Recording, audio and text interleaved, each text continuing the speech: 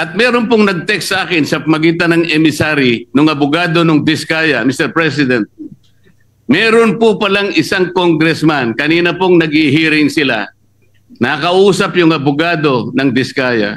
Kailangan, meron kayong matukoy na senador sapagkat makokontempt kayo. Nasa akin po yung text message, Mr. President. Sa mga tweet, gusto lang nilang magpangalan. Salamat po, Mr. President. Mr. President, kanina pong pag-umpisang mag-present ang ating Senate President Pro Tempore, ay laking pasalamat ko sapagkat nakita ko yung resulta ng kanyang personal na pag-iimbestiga. Doon po sa kauna-unahang slide, Mr. President, nakita ko po yung isang text message na galing po yata kay Yusek Catalina Cabral. Hindi ko po masyadong maintindihan. Pwede po bang pakikwento po ninyo, Mr. President, ano po ba yung pinanggalingan noon? Ang pinanggalingan po, nag-congratulate siya sa ating nakaupong Senate President.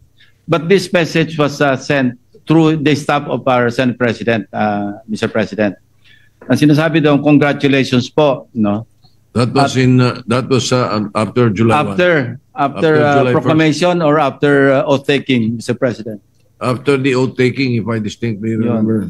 So, dahil siguradong panalo na po tayo, kayo rin po, dahil nag-oath-taking na tayo, nag-message si kagad yung Undersecretary Cabral sa kanyang staff at sinasabi, congratulations, baka merong ako andyan po sa text message, sa Viber message, na sinasabi para ma-align do sa mga priorities at para maiwasan yung redundancy, siya nang gagawa ng paraan. Ang sabay ang sinabi na para maihabol o maisama na sa NEP. So nag-iimbita siya na magsumite kayo, parang sinasabi 500 million pesos yata, ibig sabihin ng 500 yan eh. Kasi hindi naman malinaw, pero ang sinabi, po kayo 500 for now. For now. Ibig sabihin, for now, sige, magpasok kayo mga 500 million pesos worth of projects na sa inyo manggagaling. So ito po yung sinasabi natin na isang kamalian ng budgeting or budget process. Dahil ang trabaho, mandato ng Kongreso, both houses, legislation. Yung pong NEP, nasa budget preparation phase na kung saan exclusive domain ng executive branch. Pero bakit po, dahil ganyan ang nangyayari, mismo sa DPWs na nanggagaling na magpasok na kayo rito. Di ho ba pakikialam yun sa mandate o sa exclusive authority ng executive branch? Salamat po sa sagot na yon, Mr. President. Ako po yung naniniwala na talagang wala namang initiative na nanggaling sa inyo at siya'y kusa niyang inialok po yung inaakala niya sigurong makakatulong o makakapagbigay ng kasiyahan sa inyo. Yun po yung akala niya. Opo. At agad pong tinanggihan ng ating Senate President. Alam ko po. Sinabi niya agad sa staff niya, wag, ayoko ba't ako maglalagay dyan? Kasi po kaya ako naitanong to, Mr. President, kahapon po, ayaw pa niyang aminin na dahil sa pagtatanong ko po na sa kanya, sinabi ko bakit lumilitaw kahit anong ibigay na ceiling ng DBM, pinapalitan mo, sabi ko sa kanya. Ayaw po niyang aminin yon, wala raw po siyang kinalaman kung ang pag-uusapan ay yung paglilista. Wala raw siyang kinalaman. Ngayon po malinaw na nagsisinungaling talaga siya sapagkat naipakita ko po kahapon, Mr. President, lalong-lalo na po sa flood control projects, yun pong mga insertions, aminin man ya't hindi, ngayon po inapatunayan na natin, ay talagang siya po talaga yung gumagawa dahil siya po yung Undersecretary ng Planning Services.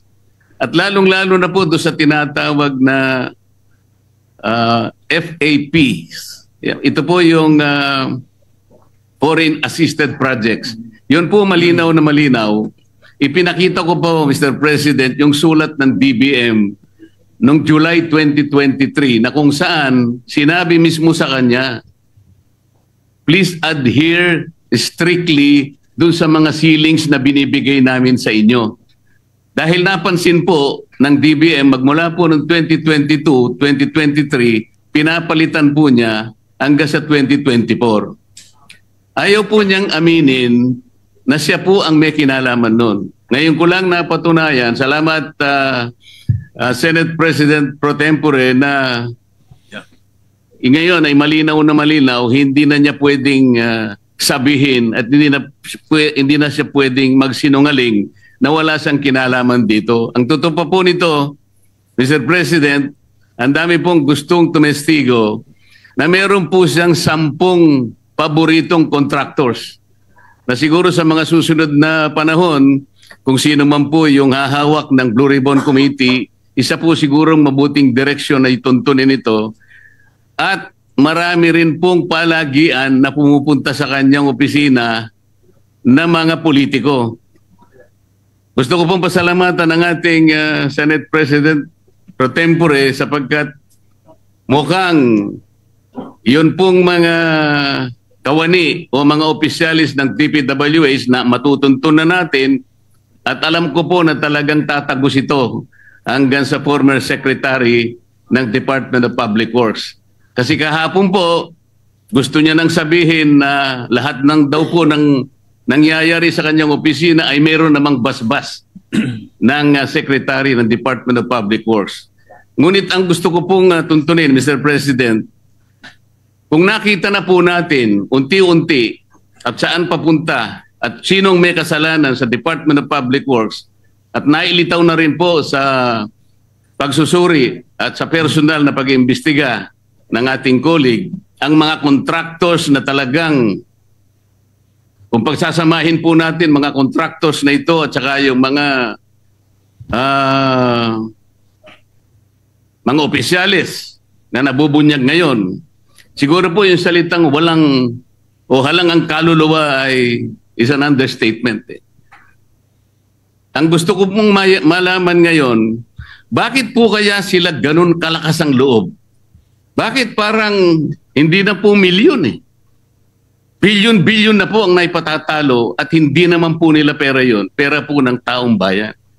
Mr. President, ganun po ba kaya kalakas ang loob nila na sila-sila lang, mga contractors at saka yung mga opisyalis na yon? Wala po kayang mga politiko sa loob, sa likod nila?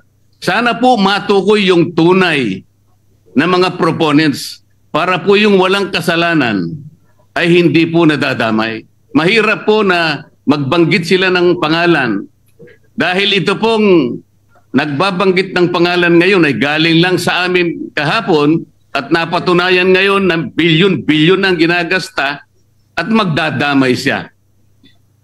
At meron pong nag-text sa akin sa magitan ng emissary ng abogado ng Diskaya, Mr. President. Meron po palang isang congressman, kanina pong nag-i-hearing sila, nakausap yung abogado ng Diskaya. Kailangan, meron kayong matukoy na senador sapagkat makokontempt kayo. Nasa akin po yung text message, Mr. President. Sa mga tweet, gusto lang nilang magpangalan. Hindi po mabuti yun. Kailangan po, sa tulong na rin po ni Senator Lacson, total, naumpisan na yung mga contractors, naumpisan na itong mga kawani at opisyalis ng DPWH na talagang kandidato na po talaga sa impyerno. Matukoy po talaga kung sino-sino po yung palaging kausap ni Yusek Cabral na sila po yung sindikato dito. Para po yung walang kasalanan ay huwag pong madamay. Maraming salamat po, Mr. President. Salamat po, Your Honor.